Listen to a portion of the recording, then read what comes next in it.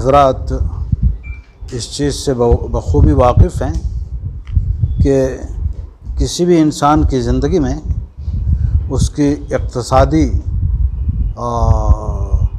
सूरत हाल का बहुत ज़्यादा उसके ऊपर असर रहता है।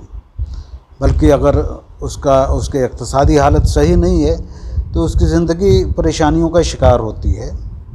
शहर अज़ीज़ मालेगांव टेक्सटाइल के लिए मारूफ़ है और बरसों से यहाँ पर पारचा बाफ़ी का काम हो रहा है, लेकिन ये एक रिवायती अंदाज से ये काम होता आ रहा है।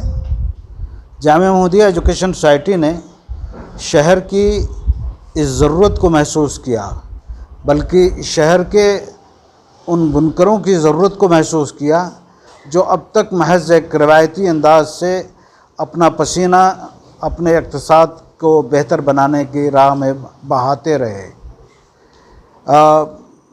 टेक्सटाइल इंजीनियरिंग अब बहुत ही आगे जा चुकी है। कपड़े और इंसान का ताल्लुक़ बहुत पुराना है। जब से दुनिया तहज़ीब से आशना हुई है, कपड़ा इंसान की ज़िंदगी का एक लाज़मी जुज़ बन गया है और कपड़े अब मुख्तलिफ़ नौ, मुख्तलिफ़ डिज़ाइन और मुख्तलिफ़ मेयार के होते हैं। शहर का एक बड़ा तबका, जैसा कि मैंने कहा कि अपना पसीना बहा रहा है एक ऐसे कपड़े की तैयारी में जिससे उसे उसके पसीने के एवज़ जो मिलना चाहिए नहीं मिल रहा है, महज इसलिए कि ये एक रिवायती अंदाज से काम हो रहा है। जामिया महमूदिया एजुकेशन सोसाइटी ने इस जानिब तवज्जो की और अब मुझे ये आप तमाम हज़रात को बताते हुए बहुत खुशी हो रही है कि हमें हुकूमत की जानिब से इब्तिदाई मंजूरी भी मिल चुकी है और हम इंजीनियरिंग कॉलेज के अंदर टेक्सटाइल इंजीनियरिंग का एक नया शोबा शुरू करने जा रहे हैं, जो इंशाअल्लाह हमें उम्मीद है कि शहर के इस मशहूर कारोबार में एक बड़ा इनकलाब लेकर आएगा। और आप तमाम हज़रात का अगर साथ रहा और ये अवेयरनेस और ये बेदारी हम इस शहर अज़ीज़ के बाशिंदगान तक पहुंचा सके तो इंशाअल्लाह इसकी भरपूर इफ़ादियत अहालियान शहर जल्द ही महसूस करेंगे।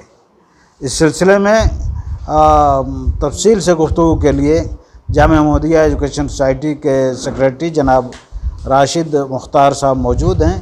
वो आपको आपके इस सिलसिले में अगर कोई टेक्निकल सवाल हैं तो उसका जवाब भी देंगे और अगर मज़ीद तफसील आप चाहते हों तो इस तफसील को भी वो बताएंगे।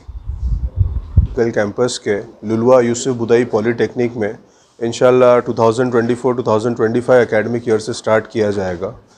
इसमें 60 सीट की मंजूरी हमें AICT से, DT से, MSBT से मिल चुकी है और ये कोर्स जो है प्राइमरीली टेक्सटाइल मैन्युफैक्चरिंग पे और उसकी प्रोसेसिंग पे के बारे में बताएगा। जो MSBT और यूनिवर्सिटी की तरफ से सिलेबस इसका सेट किया हुआ है उससे आगे बढ़कर इंडस्ट्री कोलैबोरेशन करते हुए, जैसे मालेगांव में जो अल्हम्दुलिल्लाह कुछ बड़े इंडस्ट्रीज़ हैं जो बड़े पैमाने पर काम कर रहे हैं, गारमेंटिंग का हो, चाहे प्रोसेसिंग का हो या शटल लेस मैन्युफैक्चरिंग का एयर जेट या वाटर जेट के थ्रू हो, तो उनके साथ टाई अप करके बच्चों को एक जो रिवायती सिस्टम पावर लूम का है उससे आगे किस तरीके से बढ़ सकें, शटल लेस में किस तरीके से जा सकें और गारमेंट बनने का, फैब्रिक बनने के बाद उसको प्रोसेस करके फिर उसको गारमेंटिंग तक किस तरीके से लेके जा सकते हैं और वैल्यू एडिशन किस तरीके से इस चेन में किया जा सकता है, उसकी तालीम दी जाएगी। अल्हम्दुलिल्लाह एक प्रोसेसिंग क्लस्टर ऑलरेडी मालेगांव में मौजूद है और उस प्रोसेसिंग क्लस्टर के जो इंचार्ज हैं उनसे भी हमारी गुफ्तगू हुई है कि प्रोसेसिंग यूनिट में बाकायदा बच्चों को किस तरीके से रियल टाइम पोस्ट मैन्युफैक्चरिंग जो प्रोसेसिंग की जाती है उसका एक्सपीरियंस मिले और इंशाअल्लाह कॉलेज में ख़ुद शटललेस लूम्स एयरजेट के शक्ल में हम इंशाअल्लाह इंस्टॉल करेंगे, जिससे कि बच्चे पावर लूम के आगे भी जो एयर जेट और वाटर जेट हो सकते हैं उस पर तजुर्बा हासिल कर सकें। इसके निसाब वगैरह किस तरीके से रहने वाले हैं?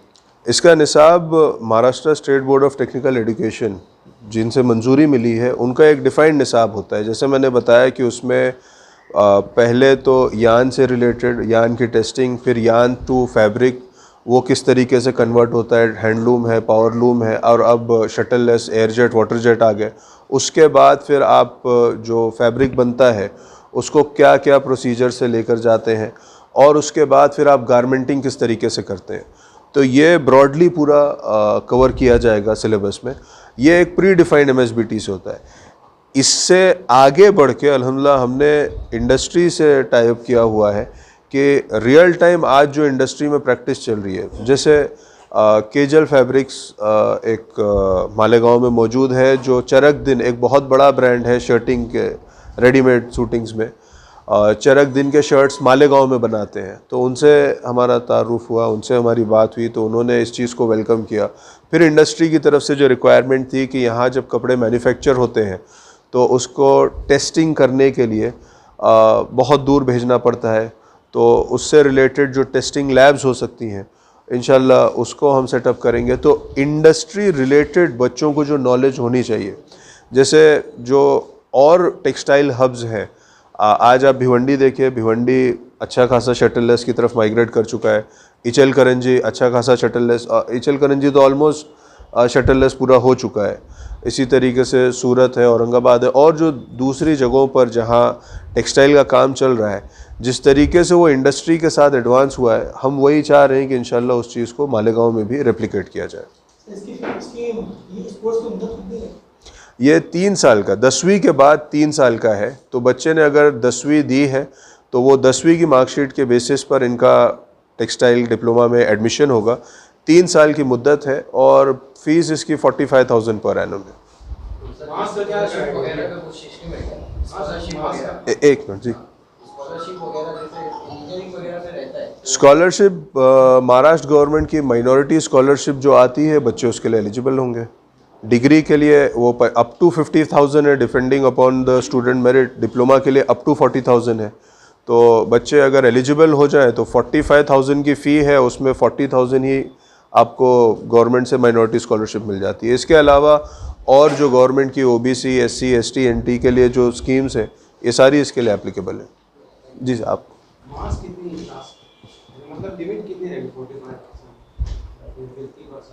अब ये मेरिट लिस्ट पर है। जैसे इसमें 60 सीट है, तो जो बच्चे अप्लाई कर रहे हैं उसमें टॉप 60 जो आ गए, ये बाकायदा गवर्नमेंट के ज़रिए एडमिशन प्रोसीजर होता है, ऑनलाइन रहता है। तो बच्चों को गवर्नमेंट के पोर्टल पे जाकर खुद को रजिस्टर करना है, उनकी मार्कशीट वेरीफाई करनी है और फिर अप्लाई करना है। उसके बेसिस पर फिर गवर्नमेंट मेरिट लिस्ट बना के सीट एलोकेट करती है।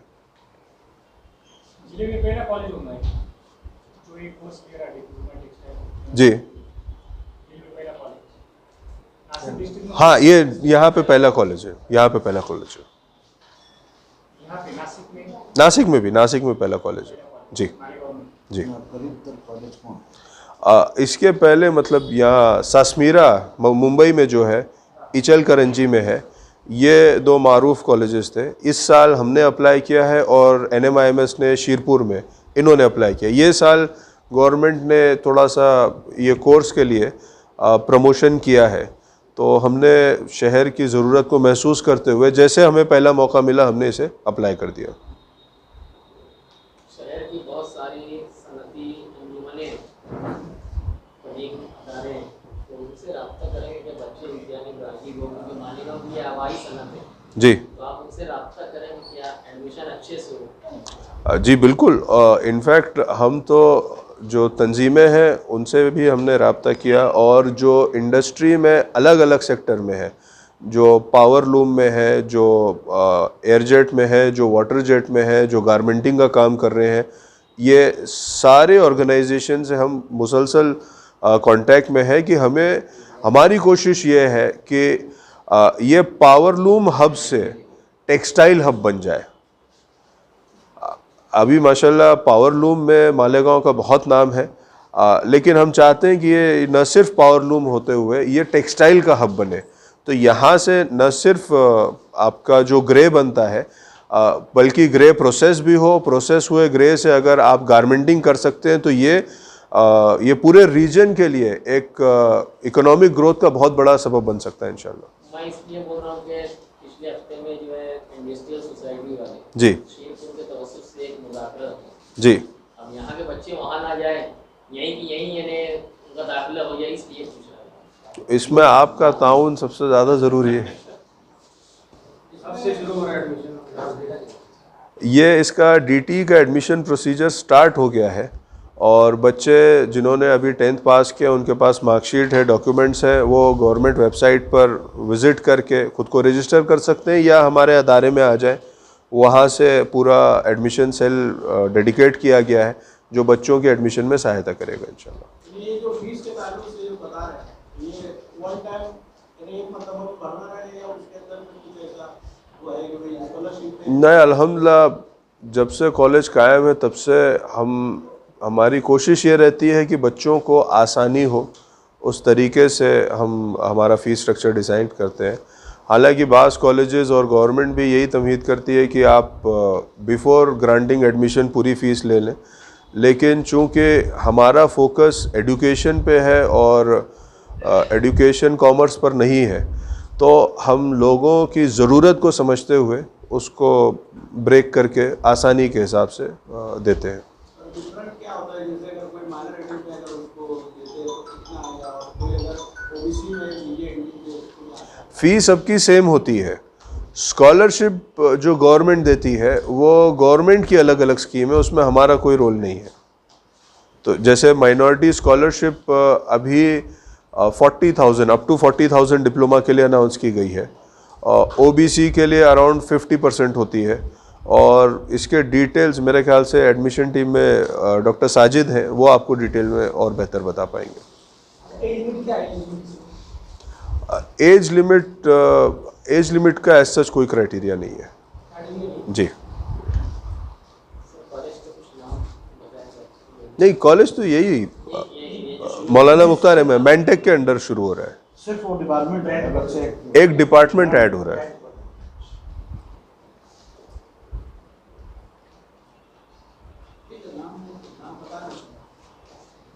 और कोई क्वेश्चन? नाम ठीक है। हमारे वो डॉक्टर याकूब अंसारी, इंचार्ज प्रिंसिपल पॉलिटेक्निक, बाकी सदर साहब है जामा मोहम्मदिया, जनाब हसन मुख्तार साहब, जनाब रासिन मुख्तार साहब। जैसा कि अभी तफसीली गुफ्तगू हमारे सदर साहब और सेक्रेटरी साहब ने की है, मैं सिर्फ एक समरी के तौर पे बता दूं, डिप्लोमा कोर्स 3 साल का होता है 10th के बाद। 12वीं के बाद जो बच्चा करना चाहे तो 2 साल का होता है। रही बात माइनॉरिटी स्कॉलरशिप की, तो इस साल से 40,000 तक आ रही है। मतलब अगर ओपन में मुस्लिम बच्चा एडमिशन लेता है तो उसको 40,000 गवर्नमेंट पे करता है। अदर जो स्कॉलरशिप्स है ओबीसी का, उसको 50% ही फीस पे करना है। वीजेएनटी, ओबीसी, एसटी/एनटी इनका तो 1,000-1,500 ऐसा होता है फीस। गवर्नमेंट का हिसाब थोड़ा थोड़ा चेंज होता है रेगुलेशन, मतलब बोला जाए तो 90% उनका फीस वे ऑफ माफ होता है। इसका जो लास्ट डेट है अप्लाई करने का डिप्लोमा का 25 जून है। तारीख बढ़ सकता है, लेकिन हम यहाँ पे आपको पता चले कि ऑनलाइन रजिस्ट्रेशन डीटी पे होना करना पड़ता है। एमएसबीटी के थ्रू एडमिशन होता है और ये पूरा ट्रांसपेरेंट होता है। मेरिट बेस पे आपको एडमिशन मिलता है। मिनिमम अगर बच्चे क्राइटेरिया अगर वो उन्होंने क्वेश्चन किया तो 35% होता है। डिप्लोमा कोर्स के किसी भी मिनिमम 35, मतलब पास के बच्चा पास है उसका एडमिशन हो जाएगा। इस मौके पे मैं आए हुए तमाम ही मीडिया हजरात का शुक्रिया अदा करना चाहूँगा, खास करके हमारे मराठी पत्रकार, प्रिंट मीडिया। यस जी, ओके। डिप्लोमा कोर्स के लिए नो सीटी, नो जेई, नो नीट, किसी भी तरह का एंट्रेंस एग्जाम नहीं होता है। मेरिट बेस के ऊपर एडमिशन होता है और ये पूरा ट्रांसपेरेंस होता है। वापस बता रहा हूँ, बच्चे अप्लाई करते हैं, मेरिट में उनका नंबर लगता है, उनका एडमिशन दे दिया जाता है। ठीक है। जो बच्चों को बहुत क्लियर है कि उन्हें इंजीनियरिंग करना है तो 10वीं के बाद उनके लिए आसान तरीका होता है कि 10वीं के बोर्ड इम्तिहान के बाद वो डिप्लोमा में दाखिला लें और डिप्लोमा कंप्लीशन होने के बाद सेकेंड ईयर डिग्री में डायरेक्ट एडमिशन होता है। तो 12वीं का बोर्ड और जो एंट्रेंस एग्जामिनेशन है ये इस चीज़ से बच्चे बच जाते हैं। जैसा कि अभी बात है कि नासिक डिस्ट्रिक्ट में ये पहला इंजीनियरिंग कॉलेज है जो टेक्सटाइल का डिप्लोमा ऑफर कर रहे हैं। तो ये एक गोल्डन अपॉर्चुनिटी है। अगर पहला बैच के बच्चे इसमें आते हैं उनके लिए एक गोल्डन अपॉर्चुनिटी, प्लेसमेंट होने के चांसेस ज़्यादा है, क्योंकि बहुत सारी बड़ी कंपनी है जो डिप्लोमा टेक्सटाइल इंजीनियरिंग स्टूडेंट्स को रिक्रूट करती है। और मालेगांव के अंदर जैसे सर ने बताया कि लूम हब है, सर ये आपने एक नई टर्मिनोलॉजी दे दी कि मालेगांव लूम हब है, टेक्सटाइल हब नहीं है। अगर टेक्सटाइल हब एग्जांपल लेंगे तो बांग्लादेश जो टेक्सटाइल में आज वर्ल्ड में टॉप आता है, तो क्यों ना हम हमारे शहर में हमारे लूम्स को टेक्नोलॉजी से जोड़ के उसको टेक्सटाइल हब बनाए। वापस से मैं तमाम ही मीडिया हजरात साथियों का शुक्रिया अदा करता हूँ कि उन्होंने अपना कीमती वक्त यहाँ पे दिया, खास करके प्रिंट मीडिया, इलेक्ट्रॉनिक मीडिया।